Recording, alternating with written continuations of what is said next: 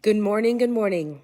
Welcome to the Keto Mom page. My name is Stephanie, and we are going to wrap up Chapter 5, The Law of Consistency. So, as you're tuning in, where are you tuning in from? And if you are following along, we're going to wrap up Chapter 5. If you are reading along, we're wrapping up Chapter 5. And so, excuse me, he's really wrapping up the entire, it's really perspective at the very end. But yesterday and for the last couple of days, we've been talking about consistency. We've been talking about how and your big reason of why. Like, what is your why power? Why do you go after the goals that you want to go after? Why are you chasing the dreams and the visions? Like, what is your why? Like, what gets you up in the morning? What gets you excited? What inspires you? Why are you doing what you're doing? And so he ends this chapter, and I feel like we just kind of need to end it strong, and then we'll start Chapter 6 on Monday, is because he really has a good perspective on growth mindset. If you have not been following along, this is a book, and in the very beginning, he says he believes that one of the most powerful things to understand when you want success in your life, and success could be in any area of your life, relationships, spiritual, physical, mental, financial, right? In any area is the power of personal growth. And if you aren't growing as a person, the likelihood of you reaching goals is unlikely. And what growth looks like as a person, or personal growth, means to grow your mindset, to have an awareness. Are you reading? Are you listening to podcasts? Are you learning from other people? Are you growing you, or are you just going through the motions, going through your day, letting the world control your every move? So here's how he wraps up the chapter. He says, this is interesting. I was like, what? And I'll tell you what he means. He says, maybe it's time to stop setting goals. And I was like, we've been setting goals forever and ever and ever, but that's not what he means, but it's a different perspective, right? He says, consistency isn't easy. Consistency is contrary to nature and contrary to life. The only completely consistent person is a person that's dead. Even so, to be successful, we must learn to become consistent in everything that you're doing. Consistency. Either you're consistent in going after those goals, or the positive habits you need to do or change, or you're consistent in the other way, right?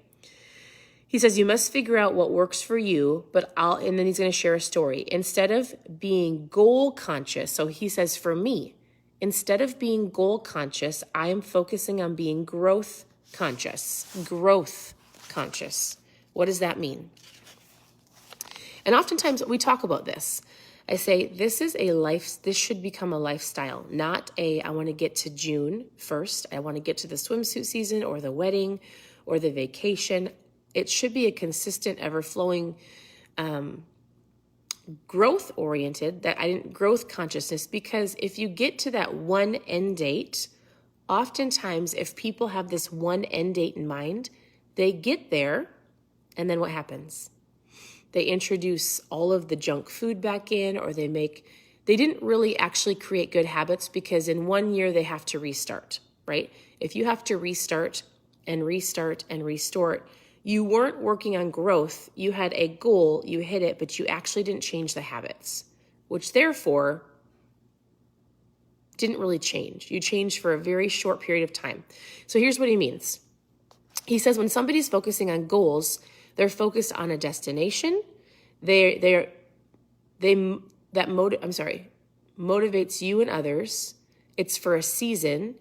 It challenges you, and it stops when you reach the goal. Okay, so that's goal oriented. I don't think that's bad to have goals, but I love how he explains this. He says, what if we focus on our growth consciousness? So not just goals, but growing. And here's what he means. We're focusing on the journey. It grows you, it matures you and others around you. It's lifelong. It's not just a seasonal.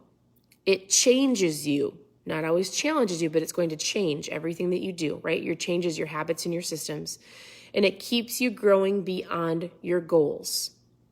He says, you just need to consistently put in the work as you keep believing in yourself. It's not a destination. It's a consistent, ever-flowing growth mindset for your entire life, right? And if you have this growth mindset, then as you reach, you're not going to stop at your goal. You're going to keep going. All right. He shares a story of a whole bunch of different composers, Beethoven, Mozart, and he says they didn't have to wait to be inspired. They didn't get up and go, I'm sure they worked on personal growth because they had it in them, but they didn't wait for somebody to come along and inspire them. They did the work no matter what, consistently, no matter what. He said, the great composer does not set to work because he is inspired, but becomes inspired because he is working. So he shares a story about a composer. His name is, and you might know him, you might not know him, John Williams. And basically, he is the one that created the tunes or the music for Jaws, for Star Wars, for the Raiders of the Lost Ark, for Harry Potter. He did all of the music for these incredible movies. And he shares his entire story. And this man goes on and he wrote 121 films. He wrote symphonies and dozens of, just a whole bunch of symphony work, right? He was nominated for 45 times and he won 5 times for an Emmy nominee, for an Emmy. He also won 4 Golden Globes, and it just lists all of the things that he did, right? But here's the key. He says, how did he do it? And Williams said, I was just consistent. I was consistent in my work. He basically said, I got up no matter what. He loved to be inspired, but he didn't wait to be inspired. He did it no matter what. He said, learning is a process. And so Williams, he didn't look at becoming motivated. He doesn't wait for inspiration. He gets up every morning and practices the disciplines of writing no matter what. He doesn't expect it to be perfect. He just got up and did it. I'm not going to read the whole story to you, but he said, when I didn't feel like doing it, I did it. When I didn't know what to write, I still wrote. I didn't wait to be inspired or motivated. I just got up and I did what I knew I needed to do. So for you and your health, right? Personal growth, growing you as a person, part of your morning should look like reading or listening to a podcast, listening to something that's going to grow your mind, having a heart of gratitude, getting up early enough to just collect yourself before you go into your day, right? Even if somebody doesn't tell you what to do, if your goal is fat loss, right? If your goal is to be healthier or stronger or to feel better, you need to do the things you know you need to do no matter what, right? If your friend can't go to the gym with you, you go because you know you need to go. If you're at a party or a potluck at your office, or whatever the case may be, you bring your lunch because you know you need to do it to get to where you want to go. You do it no matter what. Anybody that I've read their stories or their biographies of the greats, the authors, the musicians, the composers, the actors, right? They all have things in common. They do the things no matter what. They have a why inside of them that will push them to keep going. So that's the power of, he talked about this earlier this week. Do you have a why? Do you have a whole bunch of whys? Strong enough to keep you going no matter what. John Williams' life and the work is proof that the law of consistency can work. Anyone who does what he must only